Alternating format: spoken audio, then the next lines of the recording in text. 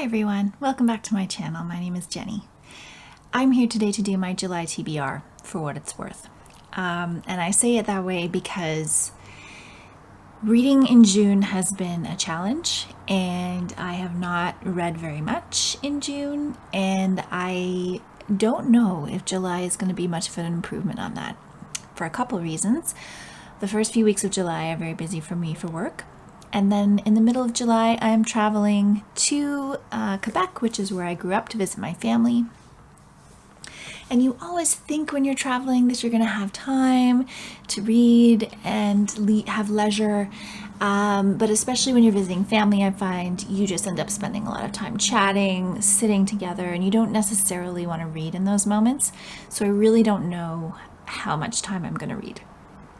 There's a couple problems with this. One is that I need to finish my reading for the BookTube Prize. So for the BookTube Prize, I still have to read The Art of Losing by Alice Zeniter.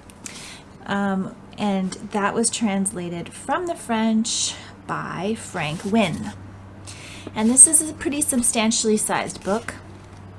It is just over 400 pages. So, that's going to take some time. And then the other one that I need to finish is More Than I Love My Life by David Grossman, and this was translated from the Hebrew by Jessica Cohen. So this one is also fairly long, just under 300 pages. So I have to read both of these before July 30th, when I have to submit my rankings. And I was really hoping to read them before I left on my trip on July 17th. I really don't think I'm going to have that happen. If I'm lucky, I will get one of these done, and then I will have one left to read while I'm away. This is following Naima, who is following her Algerian heritage. I believe this is a family saga. And this one is also a family saga. So I've got two family sagas that I need to read in July.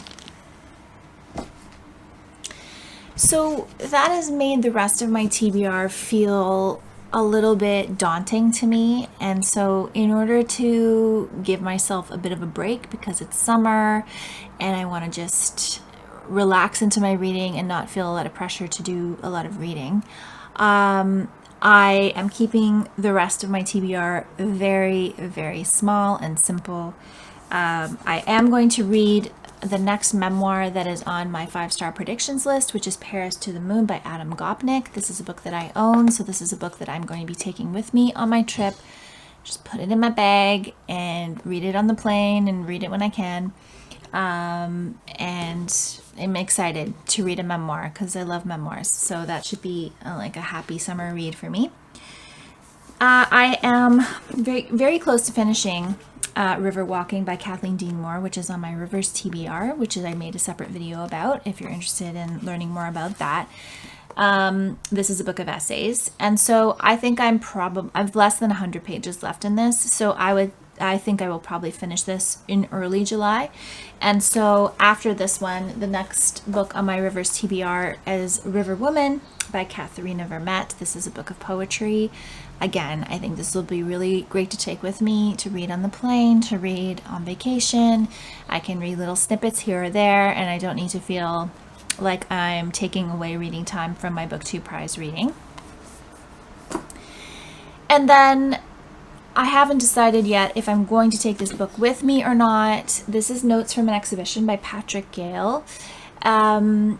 But I think what I'm going to do is see how my reading looks before I leave on my trip. If I feel like I'm going to finish a book while I'm away, I will bring this with me.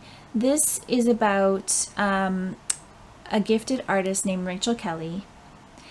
And she is an artist mom living with her husband and 4 children, but then she is found dead, and there's kind of a investigation. What happened to this woman? And she has a Quaker husband, and there's some things that kind of come to light after her death that were not known before. So it's kind of a mystery. Yeah, this book has been on my radar for a really long time, and I just thought this might be a good time to read it. Something a little bit lighter, something a little bit more pacey for the summertime that can kind of get me through a time where I have to be very, I'm tending to be very sporadic with my reading right now. And then for my audiobook for July, I will be continuing on my journey with Jane Austen and novels, which I listened to in July. So the first year I did this, I listened to Pride and Prejudice. The second year I listened to Sense and Sensibility. And this year I'm going to listen to Persuasion by Jane Austen. And that is completely influenced by Brian from Bookish, who believes that Persuasion is his favorite. And so I thought, well, I'm going to read Persuasion next. I don't know why, but I have a bit of an aversion to reading Emma. And I did a long time ago start Mansfield Park and stop it. I think for me, Jane Austen is better on audio. So this year, Persuasion is the book. And after that, I'll only have 3 of her novels, her main novels left. So I will make a decision next year if I'm going to continue or not. Because what I have found when I'm reading classics is a lot of people are kind of completionists about reading. You know, I want to read all of Elizabeth Gaskell's novels. I want to read all of, Tom Hardy's novels or something like that. And I don't think that's my approach with classics, because I would rather read the ones that really intrigue me. I don't want to be a completionist with anyone's work in classics because I don't think they're all created equally. And I have to really love someone's style to keep going and read all of them. So I would say that I enjoy Jane Austen novels, but they are not my favorites of all time. I think for me in classics, a lot of the times the film adaptations are more engaging because I like to see the visual interpretation of the time period. And so reading the books can get a bit dry, can get a bit monotonous, especially in the style of Jane Austen where you're talking about these relationships and you're always being privy to the same period of time in these relationships. The beginning right till like there's the turmoil, and then they get together and then the book ends. And I find that kind of frustrating. I don't always want that same time period. So Persuasion could be my last Jane Austen. It could be. I'm not, I know the story of Emma. I've watched the film, so I know what, the gist of it. And Northanger Abbey, I'm not sure. I'm going to let it play out. Perhaps in another few years, I'll continue reading them. But I will give Persuasion a try this month.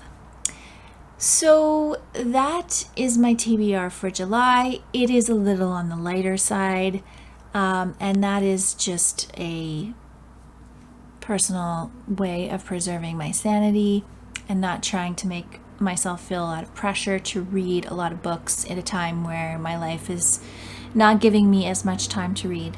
So I hope you all have a wonderful July reading month, and I will be back again soon with another video. Thank you so much for watching.